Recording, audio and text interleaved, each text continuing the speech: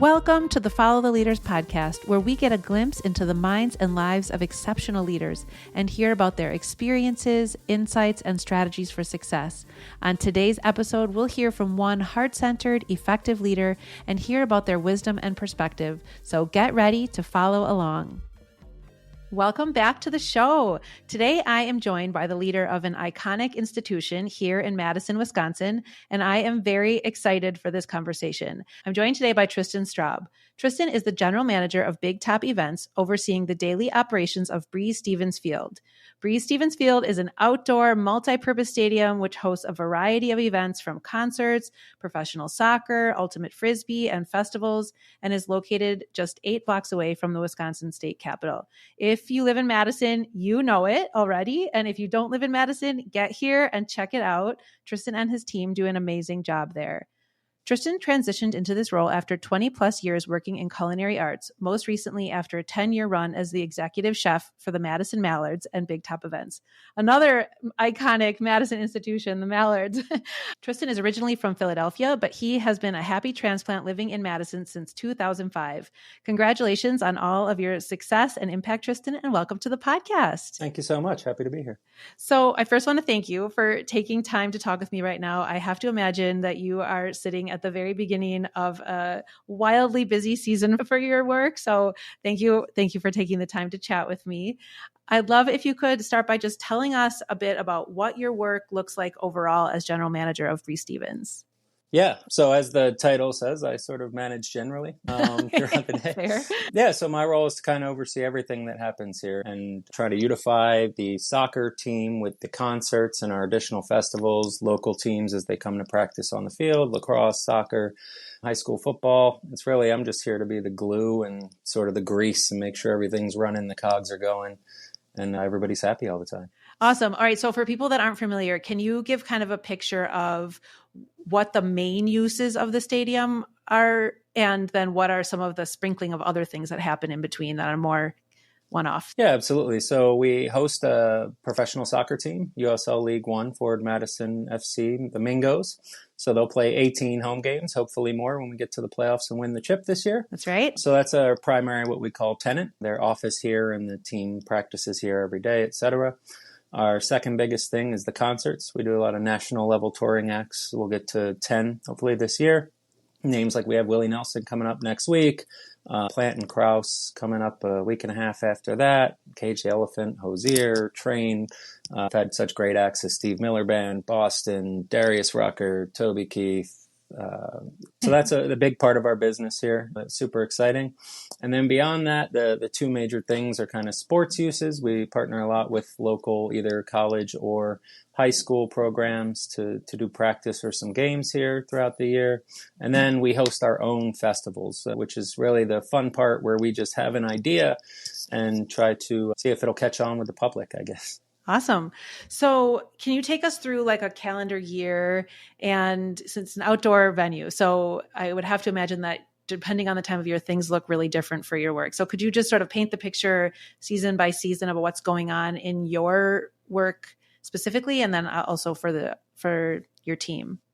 Yeah, absolutely. So I actually think it's best to start this time of year when the spring starts. At this point, we're ready for events. So a lot of this is, like I said, reopening the stadium. We were fortunate enough to have some beautiful weather in April, which really was helpful for us. And that consists of, putting the skins back on the party tents and getting all the signage updated and posted and repainting things and all the little stuff that goes around in the facility.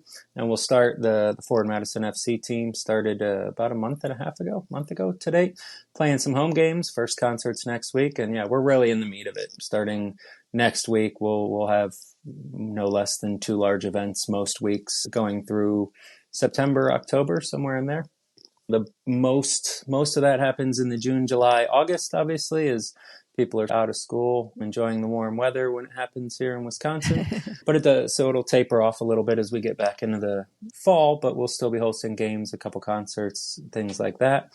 And then we usually wrap up the outdoor part around November 1st, November 15th. Kind of gets longer every year, it would seem. But at that point, we shut it all back down, undo what we did, shut the water off, those sorts of things. And then we transition in two ways. One, we established the Forward Club, which is an indoor club space, holds up to 150 people for private events. Oh, cool. And we established that 2 years ago. So we really saw some growth working with some local stand-up comedy production groups, private users, happy hours, wedding receptions, that sort of things. Really great space for that.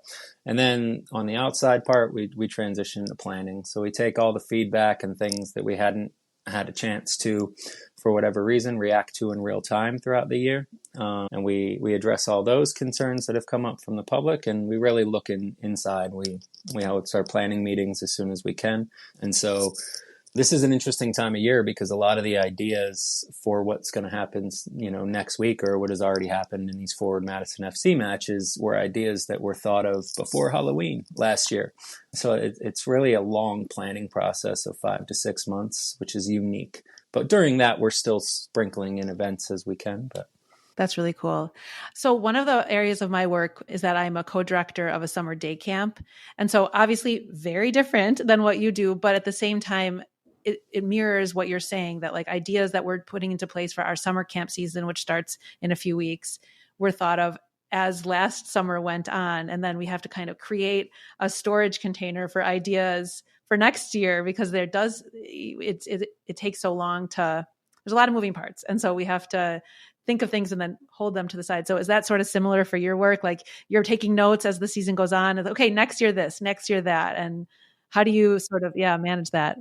Absolutely. I mean, we try to address it in real time if we can. I mean, we've made a lot of changes from the first game to the third game, even already this year on the forward setup and things. So yeah, we try to keep it going. Implementation. I mean, the interesting part is, things change in a 5-month planning process too. Yeah.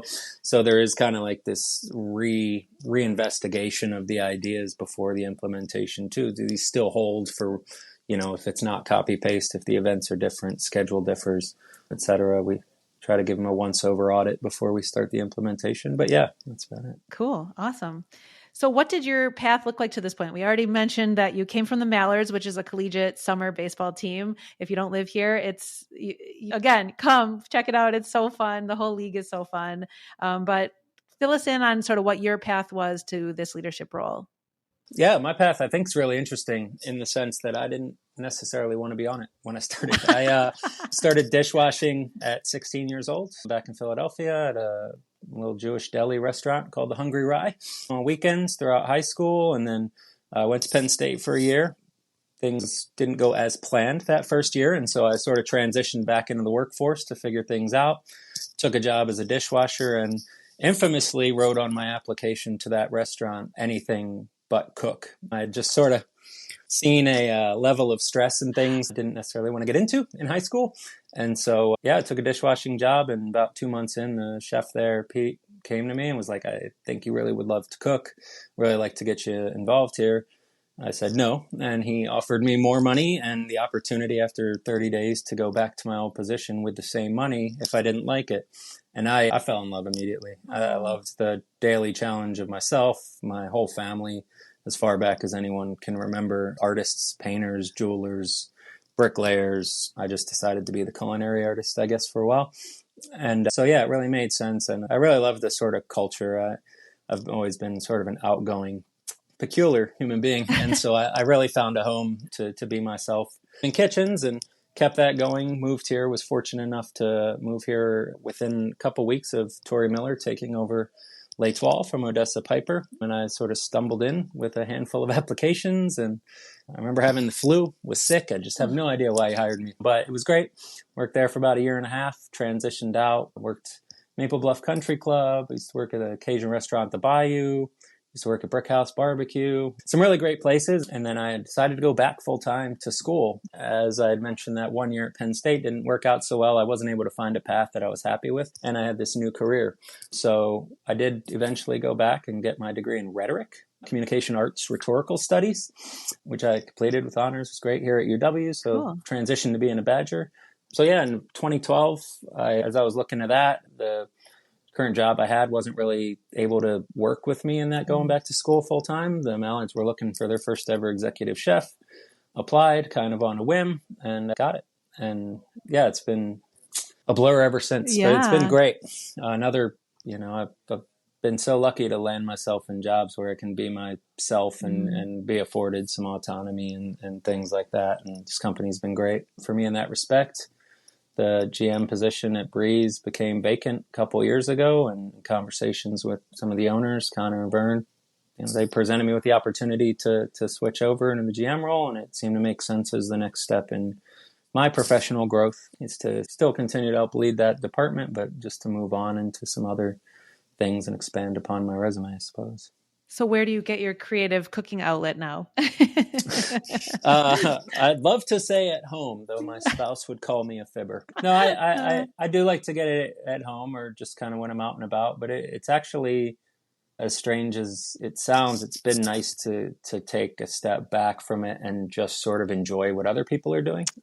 Yeah, I think it's always one of the fun dynamics when you're in culinary arts is like whenever you go to anybody's house for an event, they always think you're just so interested in what they're doing and how they're chopping onions, and everyone feels judged. And I've always been like, how great it is to just not be the one cooking and just enjoy a meal with not tired. Totally. You just want to eat. I could totally take us down a rabbit hole about the discussion of whether kids should go right to college or whether they should figure out what they want to do. I have 3 teenage kids and 2 that are in high school. And so these are our ongoing conversations, but I was off topic for this, this episode. So I'll pencil that for now. I really was I was reading about you and about your work before this conversation. And I was like, how cool that you are working in leadership that has really focused on food and fun. Like that's really seems like a common theme. And I'm curious, is that what you're talking about when you say like allows you to be yourself, or is that just sort of coincidence? Yeah, no, it is. I'm in either industry really, whether it's the events or culinary. I mean, that's what I do. When I'm not working, I go eat. I go to concerts all the time. I go to festivals. I'm constantly in a crowd or generally with my mouth full. So, like I said, I've been really lucky to work in things that allow me to be closer to that idea, right? Of if you love what you do, you never work a day in your life. Right. I mean, I'd still say I work a lot of days of my life, but I do love it. And that sure helps, right? Like it keeps the mentality and the adrenaline moving forward. And I certainly appreciate an event day often over a non-event day. Yeah. Any day of the week. So I'm really excited to talk about events because it is such a specific part of leadership. Being the head of events is so different than so many other types of leadership. And there's so many moving parts. And I was looking at the schedule coming up in the next couple months. You have soccer games, ultimate frisbee, comedy nights, like you mentioned, major concerts, bodegas, beer festivals. I'd love to just start by talking about the team. What does a team structure look like to pull all of this off so well? We're a listenership of leaders and aspiring leaders, so we want the nerdy details. Yeah, our dynamic. So events, especially for an outdoor facility, we have that added dynamic of the seasonality as opposed to, Milwaukee Bucks venue or something like that. And so that really creates a new set of challenges in employee retention and those sorts of things. And so on the sort of Breese Stevens Field side of things, we have 3. There's myself, we have an assistant general manager and our director of operations. And then we have our culinary, our food and beverage team of 3 or 4 folks. And that's about it as far as the full-time year rounds as people in those meetings in November, December. But we have just hundreds of amazing people over a 60-year, 70-year span from 14 years up to help support us. And at the Mallards, too, there's a number of people that sort of work for both that really enjoy what we're doing on both sides as a company. And it's mostly finding those, everybody, I guess, finding everybody that we can, and then really creating an environment to extend that fun. It's one thing for the fans to have fun. Surely they paid for it, but we always want to be a fun and, engaging place to work. We try to grab onto folks, especially the young kids, not only help them enter the workforce as employees, but to also give them an insight into how they should be treated as employees. I don't feel like enough employers do that with the younger employees. They sort of just pop them in and go, he doesn't know anything. And we get a lot of them, not just here, but throughout my life. I've encountered a lot of people in their young 20s, et cetera, that just don't have what I would consider the healthy relationship with bosses and understanding where it's important to speak up for yourself, what good expectations are of your employer, et cetera. So So yeah, hopefully in doing that, that really helps with our retention. We have about 60% retention on average Wow. over a year, which for having a 5-month off season is pretty crazy. And even though it's a lot, we're in a transitional community to some degree, but as we're hiring so many middle school, high school, college students, obviously they go on, whether we're a part of that or not, they just move on with life, go to college, and to see them come back continuously, it's a really good feeling. That's really cool. So what would you say are some of the important things that a boss or supervisor should do to create that positive relationship with new employees or young employees with their job? Yeah, I think part of it's structure. Our human resources department has always kind of been told, like, you don't work, at least from my perspective, you don't work for the company, you work for the employees. There should be, in my mind, HR, at times I'm an employee too. And so I expect the same out of HR, right, as I go to my bosses, et cetera. But that I feel very strongly that generally speaking, HR is there for the employees to be aware, to be ears for them, to be a reliable sort of safe space for any concerns, and that they can be a representative within the company that knows who to go to about what scenarios and can really handle that. And then beyond that structure, I think it's just maintaining that. I try to, even as I get more removed and sort of running around, I still try to take time whenever possible and try to get all of our managers to take time whenever is downtime to go meet. I mean, there's hundreds. We're outnumbered. Yeah, They're outnumbered like 400 to 6. So, it's really important for me, for myself and for the other managers to get out there to introduce yourselves when things are slow, get to know all of these employees. That then leads to listening and working within that structure of the HR to try and get people what they're asking for or set them on a path towards whatever they're hoping to get is another big piece for us. We've had a few part-timers over the years that have come on full-time with us 7-8 years later, come in at 14, and by the time they graduate college, come in. And, it's a big part of that piece is to just afford them the opportunity to be heard, and beyond the just being heard, to work with them to try and implement a plan that works for everybody. Sometimes somebody wants to do something that either we can't offer or we don't see as a good fit. And having those conversations with them is important so that they could be a part of it. Though we're being intentional about not just doing what we can, but explaining what we can and can't do so that the employees understand why it's not, just because we can't offer a path isn't because we don't think the person is worth it. It may just not exist within the company, or it may be something down the line. And, we'll try to work to get people, even if it's outside this company, where they go. And like I said, I've been really lucky. All of my bosses have always sort of listened to me.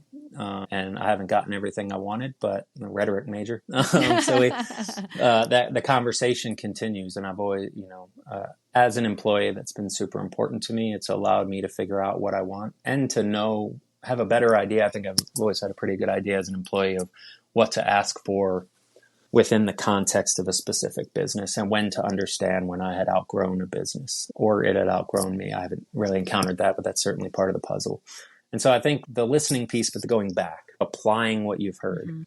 And I think the last sort of piece for us is we try to be as vigilant as we can to, before those conversations, if we can see somebody either excelling or anybody that's kind of got, pros and cons going on that is in the middle pack, to go up to them and say, hey, notice, they seem to be struggling a little bit with this. Is this a comfortable spot for you? Because a lot of times, and I get it, I get the privilege of being who I am in this moment and how easy it is to say what's concerning to me. So sometimes, we have to be aware that you got to pull it out. People aren't necessarily, even if you roll out the carpet for them, always able to come to you with what their problems are. And sometimes we need to be ahead of it and go to them. And it works on the positive side too. The food and beverage director over at the Mallards right now, Joel, started with me when he was 14. I talked to him at the end of the season. I said, you're doing amazing things. Here's the 3 or 4 things I would like to see you do over the next 2 or 3 years if you'll stick with us, and really working with him. And we try to do that with as many people as possible so they understand years progression here. Yeah, and then again, applying what we're hearing from them as people, ways that might not be obvious. It's one thing to give them 3 to 5 minutes of conversation. It's another thing to take it back, assess it, see how it might be affecting them or the business in a positive or negative way, and then coming back with a plan. I like the way that you explain that, taking that time to have those conversations. get their buy-in or explain why, sometimes with perspective and you've been doing this, you have the experience.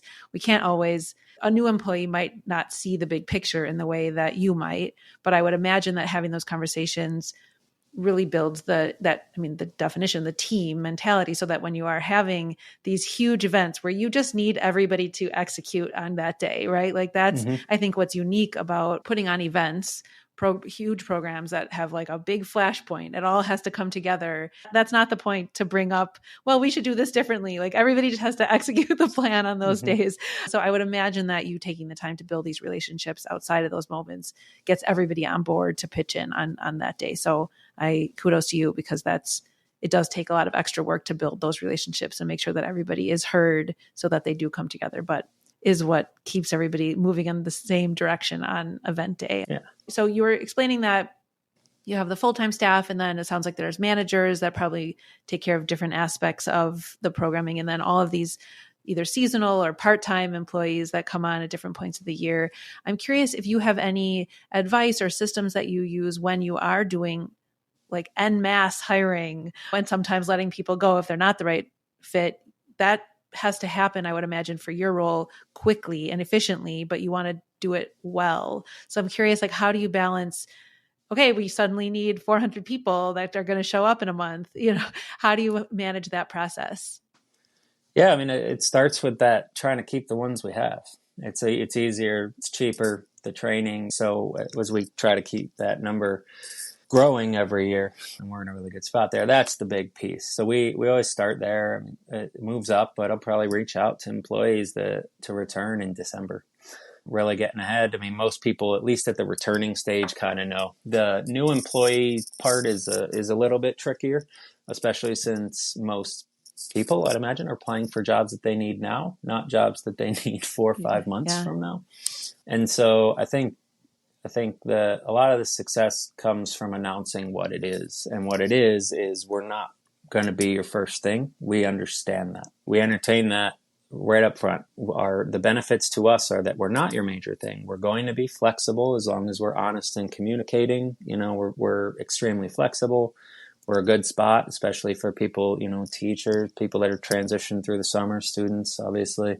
And yeah, just really leaning into those. I mean, we do concerted efforts working with guidance counselors and ADs, athletic directors at high schools throughout the community, all the way up to DeForest, beyond Middleton, Verona, et cetera.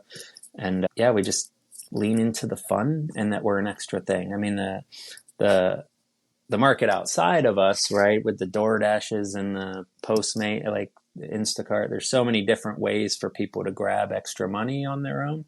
But most of those are based on sort of having a car or don't have the flexibility as much if you're going into another business. And so we really lean into just what we are and understanding that we know ourselves to be your best second option, even if we can't get you the 40 hours, 52 weeks a year.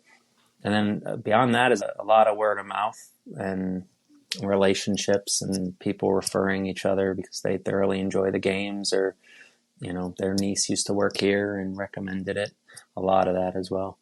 So it's really all ways possible. But the new employees, to me, is very important for us to understand and be honest with people about what we are and what we're offering, instead of trying to like rope people in during the busy time when there are all the hours, and when December comes, being like, sorry. Yeah. That's not a good way for anyone to be doing things. So that makes sense. And it's very familiar to me. Our camp also has after-school programs with the same sort of brand. It's a creative arts program. And so we have our camp weeks, which are our big, lots of kids all in one place. It's summer camp. It's the best. It's so fun. But then we have a similar program during the school year that's after schools, and we have lots of different locations. And so we're in this continuous sort of where everybody's second thing. So it's the same type of dynamic. It mirrors what you're talking about a lot, planning ahead, but then really getting the word out, explaining what sets us apart from some of the other, go be a cashier somewhere, which has its benefit too, but it offers a different experience. So I totally get that. So you mentioned about the weather. And so you're an outdoor venue, best laid plans in good old Wisconsin are very variable. And so I'm curious, as the leader, how do you make all the detailed plans for like the best vision of the event for a day like today? We're recording this and it is actual like perfection weather-wise out today, but you really do need to plan for any aspect of that to be disrupted. Are there any systems that you use or mindsets or mantras that you use to manage that uncertainty, but still plan for everything to go perfectly? Yeah, I don't know I have an exact science. I view weather as philosophical. I've been no ill will towards meteorologists, but I've been standing in downpours and opened my phone to see when it would end and said 0% chance of rain. And so there's a lot that's gone into the planning, our sort of emergency action plans, the safety part of things, what metrics trigger what, whether an evacuation or shelter in place, that sort of thing. And that's just sort of underlying. And we actually have 4 different sets. So we have a unique plan for concert, which has its own sort of setup, dynamic, and crowd. We have a unique plan for forward Madison games, and then we have for below 2,000 and over 2,000 other event plans. So we have 4 separate plans, very similar, but address the differences and idiosyncrasies that come with each of those 4. But beyond that, it's basically telling everyone that it's not a problem until it is. I think, we twice in my run here as GM. Once, most recently, I believe a week and a half ago, we've canceled the bodega because of storms. And while I'll stand behind that decision because it was absolutely the right move in the moment with what we knew, both nights ended up to be absolutely gorgeous. So, that's sort of the way the ball falls sometimes. It is very helpful being a turf facility. We're outdoors, but we're not grass. So it's mostly a lightning wind thing for us. Obviously, sometimes rain really can ruin an event, but for the most part, the safety concerns are around wind and lightning, which we get significantly better data on than sort of rainfall and where it's going to be and how much. But yeah, just one of these all the time. He's crossing his fingers. Right. I'm curious, what % of your decision-making on that day is based on like your gut feeling and your decision-making in that moment? And what % is decided like protocol, like if this, then this, if this, then this? I think as leaders, we're always balancing, like we want to be able to make decisions in the moment, but that creates like decisions in the moment. And so that has its own set of problems. But then sometimes when we have these cutoffs and structures and everything like that, then it takes away our ability to make calls in the moment. So I'm just curious, how do you balance that? Yeah, it's kind of a mix again. And I think the piece that comes in here is, while we host all these events, we're not always the leader for it. Other people, other groups, we have Uncork Me coming up, Brothers Malloy events on Saturday. We have Distill America's Malt Society events. So we have other users coming in insofar as they are respecting our EAPs and our security plans, safety plans. It's kind of on those venues to decide whether or not the rain triggers a rain date or something like that. And then, for us, even like a concert's going to act differently than, say, like our Seltzer and Cider Fest or Curd Fest, where it's 100% us. On a concert, we're having conversations. We're always getting meteorologists involved if it's a larger event day of as well. But then we got to talk to all interested parties to see what everyone's thoughts are. I'd say it's probably about 50% protocol, probably about 25% independent meteorologists, and then about that 25% just our own experiences and how weather has interacted. The isthmus creates its own unique dynamic with how the weather is going to go. And a lot of it comes down to being here for 12 years, seeing God knows how many events that is, and how these things kind of play out. Again, if it's a safety issue, it's clear, it's protocol. If it's purely which is generally an amount of rain, if you're like, what does this do to the event?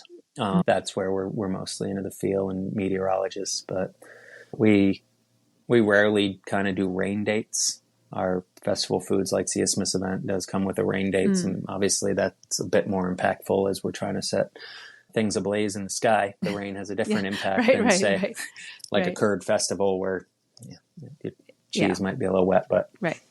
Yeah. Cool. Awesome. That makes sense. All right. I have a fun little question. What event are you looking forward to most this summer at Breese Stevens?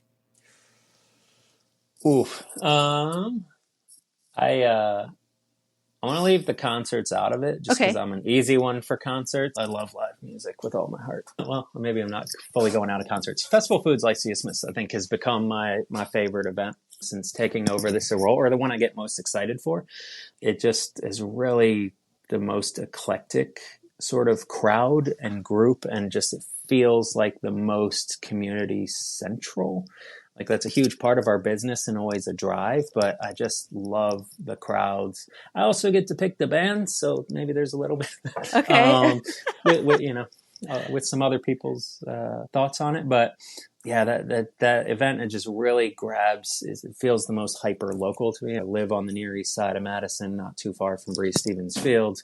Spent a lot of time down here, and it just really seems to grab on to the community more so, or feel that way in the moment more so than the other events. Awesome. Very cool. All right. And then what is one event that you think people should pay more attention to? Something that's like underrated?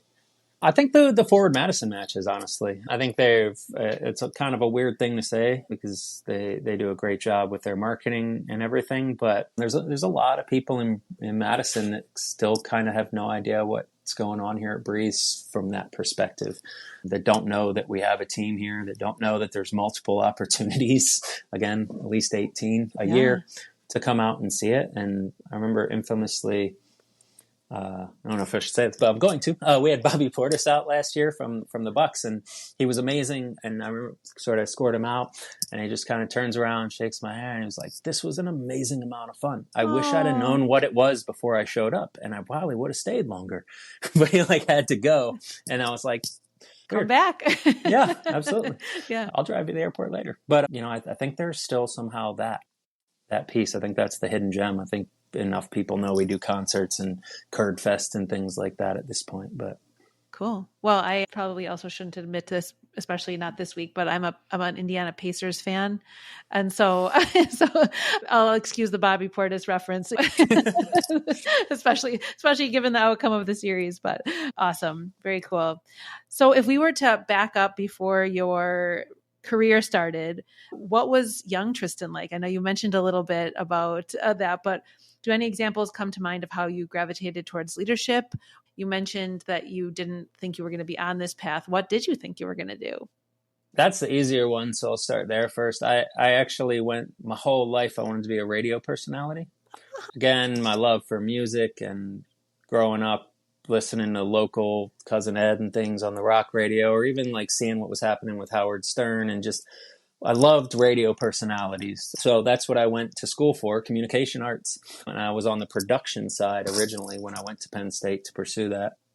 During my hiatus, after that first year of Penn State, I actually got myself 2 radio shows. So I had a 3-hour underground hip hop radio show on the college radio station, WKPS. And then I had a 2-hour spot late, I think it was like 2 a.m. Saturday night on the equivalent of like the JJO, the rock station in State College, Pennsylvania.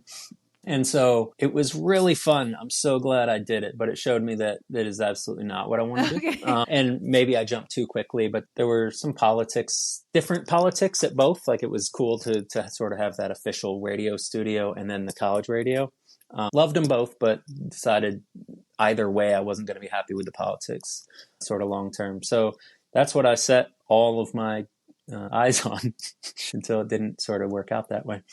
But yeah, I was very much like I am now. I was lucky to be raised by my mom and my grandma, and they always, again, that artist background, always did what they could to put me in great situations, to allow me to be myself and to channel a lot of my writing, my thoughts. I do have a strong passion for social justice and things like that, and so I was always just sort of taught the place and the time for these things, but they were always cultivated by these great women in my life. And one of the biggest moves that my mom was able to do was I went to a boarding school in Philadelphia called Girard College.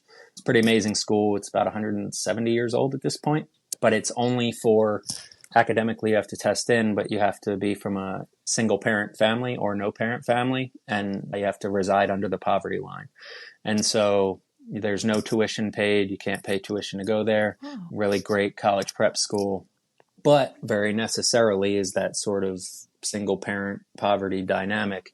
And that experience, my mom getting me in there, really shifted my life growing up with kids and in similar situations, et cetera. Really kind of was the basis for everything that I sort of do and believe and how I approach life now. That's awesome. So were you a leader then, or is this something that you have grown into as an adult? Sort of. I mean, I was if the situation called for it. It took me a long time to, I don't know if I knew until I was done high school at least what it is I cared to lead. I think I've been looked to when I was super young playing soccer. Yeah, I was captain and Okay. doing all those sorts of things, but it kind of took a while, a good 10 years there to figure out what it is I wanted to do, what I thought I could do as well. I'm always a big fan of removing unknown unknowns from my life. And so spent a long time trying to figure out, make them known unknowns, et cetera. And after the radio DJ thing, I was really just on the culinary thing for a while, just kind of going through. Well, and I'm sure that will continue to evolve, right, as it goes. And we, when you said figured out what it is that you wanted to lead, I feel like that's what continues to change for people like you and me who end up leading, right? We end up, whether it's like the small little business in your neighborhood as a kid or the team or your jobs that we kind of figure out like, oh, this is what we actually care about. And that changes as we get older and wiser. Absolutely. Awesome. If you could give yourself a message for the very first day on this job, we'll take this GM role right now with the wisdom and experience you've gained since you started, even in these few years, what would you tell Tristan of a few years ago as advice about how to proceed? That one for me is easy. There's a amazing writer out of Minneapolis, Dessa, and I saw an interview with her during the shutdown of the pandemic.